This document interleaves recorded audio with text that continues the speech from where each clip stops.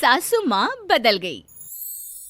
कहानी उस घर की है जहाँ बहू और बेटी को एक माना जाता था, लेकिन फिर अरे शिखा बेटा, तू रसोई में क्यों घुसी रहती है? जा, रोटी मैं बना लूंगी। नहीं माँ जी, आप बैठिए, बस सारा खाना बन ही गया है। श्वेता को बोल देती हूँ, वो खाना लगा देगी सबका।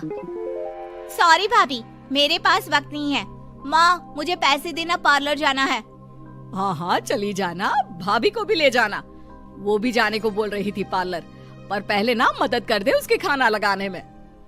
देख माँ, वो बहू है, उसे बहू रहने देना, इतना सर पर मत चढ़ा भाभी को। श्वेता, ज्यादा मत बोला कर। बहू और बेटी में कोई फर्क नहीं होता है। जा जाकर काम कर। ननद को माँ का भाभी से इस तरह प्यार करना बिल्कुल अच्छा नहीं लगता। वो बार बार किसी न किसी तरह माँ को भाभी के खिलाफ भड़काती रहती, लेकिन कोई फायदा ना होता। एक रोज, अरे बेटे किशन, जा बहू को कहीं घुमा कर ला, सारा दिन घर में काम करती रहती है। हाँ माँ, हम लोग जा रहे हैं ना गोवा। अच्छा जी, भाभी ने तो हमें बताया भी नहीं। वैसे तो सारी पंचायत करती है, ये गोवा वाली बात क्यों छुपा गई हमसे? अरे क्योंकि उसे खुद नहीं पता था बहन। मुझे टिकट सस्ती मिल रही थी तो मैंने बुक कर दिया। हाँ शिखा, पैकिंग कर ले, संडे हम जा रहे हैं गोवा। दोपहर में शिखा पैकिंग कर रही थी कि सास आ जाती है। ये क्या बहू, साड़ियाँ? अरे गोवा जा रही है घूमने या फिर शादी में मायके हैं? माँ जी, ऐसा कुछ है ही नहीं, समझ में नहीं आ रहा क्या रखूं कपड़े में। अरे तेरी और श्वेता की साइज तो एक ही है, उसके कुछ मॉडर्न कपड़े ले ले, आकर लौटा देना।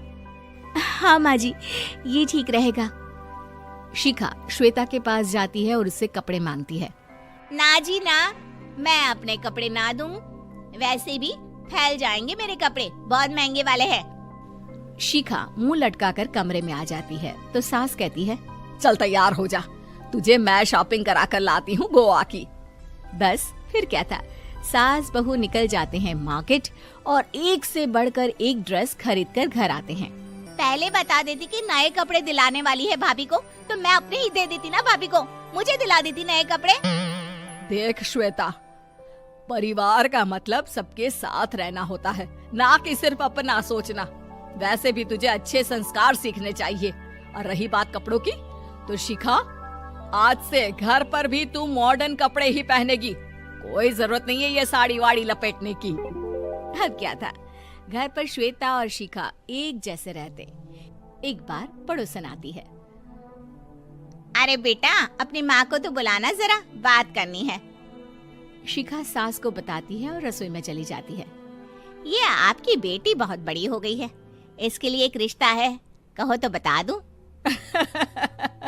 ये बेटी नहीं बहू है, घर में सब एक जैसा ही रहता है। वैसे मेरी बेटी भी बड़ी हो गई है, कोई रिश्ता हो तो जरूर बताना। पड़ोसन रिश्ता लेकर उन लोगों के घर आती है।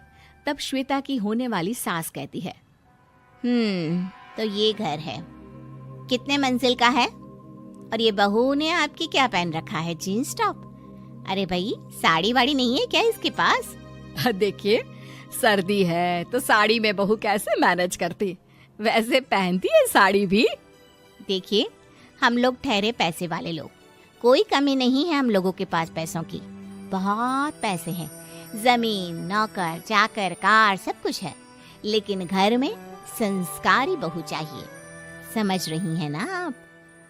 सास कुछ कहती कि श्वेता बोल पड़ती है, हाय रे, नौकर चाकर से लेकर जमीन, कार, पैसा, हाँ, मुझे रिश्ता मंजूर है मुझे। अरे रुक जा श्वेता, मैं बात कर रही हूँ ना। देखिए, हम लोगों के घर इतनी आजादी नहीं मिलेगी।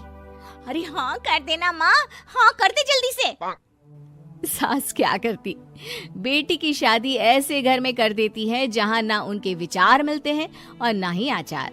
शादी के बाद एक रोज फोन पर, श्वेता बेटा, एक बार घर आ जा, बहुत दिल करता है तुझे देखने का। माँ, वो घर पर बहुत काम होता है, कैसे आऊँ? बड़ा घर है, लेकिन आने जाने वालों की लाइन ही लगी रहती है। बेटा मैं तो जानती थी उस घर का हाल, लेकिन तू ही नहीं मान रही थी। माँ देख, हर घर का यही हाल है। तेरी बेटी को यहाँ घूंघट हटाने की परमिशन नहीं है और एक तरफ भाभी स्कर्ट पहनकर घूम रही है।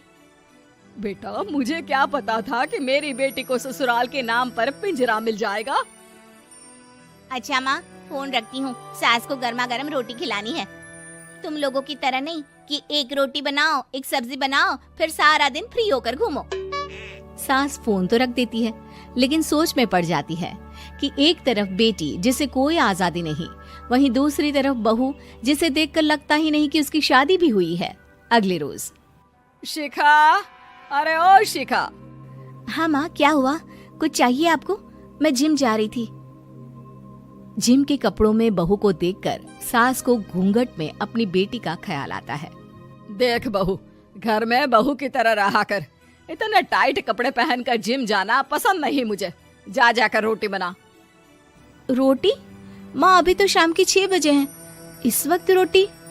अब क्या मेरे खाने पीने पर भी पहरा है? अरे जब मर्जी तब मैं अपने घर में खा भी नहीं सकती क्या? बहू को अजीब लगता है। वो समझ नहीं पाती कि जो सास कल तक इतनी सपोर्टिव थी, उन्हें अचानक से क्या हो गया। वो किचन में जाती है, गरम रोटी के साथ 2 तरह की सब्जी, रायता, सलाद सब लेकर सास के पास आती है। माँ जी, खाना। इतना सारा खाना?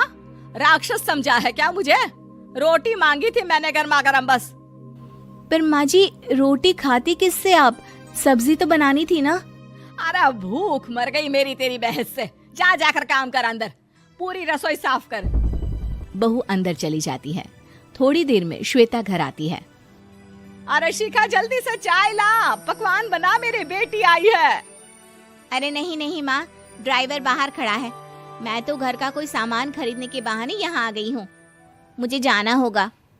अरे बेटा, पर कितने दिनों बाद देख रही हूँ तुझे, रहने आ जाना 2-4 दिन के लिए।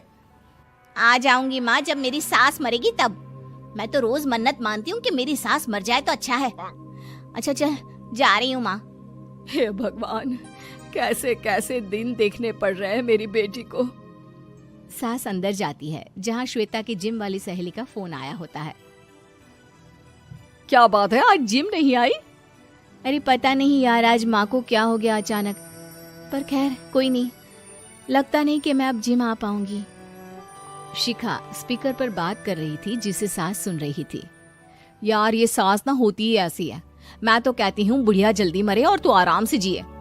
शिखा को सहेली की बात पर गुस्सा आ जाता है। माँ के मरने की कौन सा बच्चा दुआ मांगता है मोहिनी?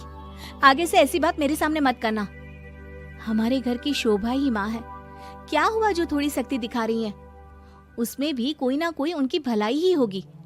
मैं तो कहती हूँ भगवान मेरे जैसी सास सबको दे, जो सिर्फ माँ की तरह है। सास वाली तो कोई बात ही नहीं है उनमें। सास ये बात सुन रही थी। उनकी आंख में आंसू आ जाते हैं कि क्यों वो बेटी की किस्मत में बहू को भी भागीदार बना रही थी। शिखा, अरे ओ शिखा, क्या हो गया? जिम नहीं जाना क्या?